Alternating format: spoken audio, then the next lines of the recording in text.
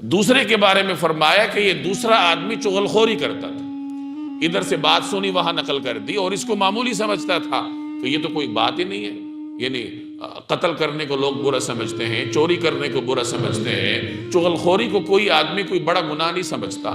زبان کے جتنے بھی گناہ ہیں ان کی یعنی زبانی گناہوں کی ایک نحوست یہ بھی ہے کہ گناہ کرنے والا اسے بڑا نہیں سمجھتا۔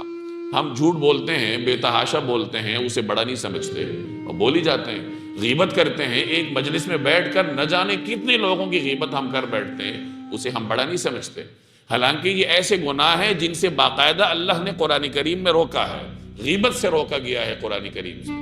اسی طریقے سے جھوٹ سے ایک بندہ مومن کو روکا گیا۔ یہی صورتحال چغل خوری کی ہے کہ ادھر سے بات سنی اور دوسری مجلس میں جا کر اس میں تھوڑا سا مرچ مسالہ لگا کے وہاں بیان کر دی، اور ان دونوں کے درمیان پھر اختلاف برپا کر دیا۔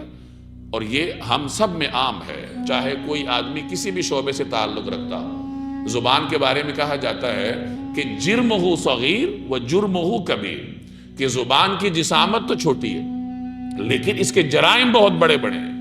اسی زبانی غلط جملے کی وجہ سے بندہ مومن ایمان سے نکل جاتا ہے، زبان کے غلط استعمال کی وجہ سے میاں بیوی کا رشتہ ٹوٹ جاتا ہے، زبان کا غلط استعمال انسان کو کہاں سے کہاں لے جاتا ہے، اس کی عزت منٹوں میں ختم ہو جاتی۔ تو زبان کا محتاط استعمال سیکھنا چاہیے۔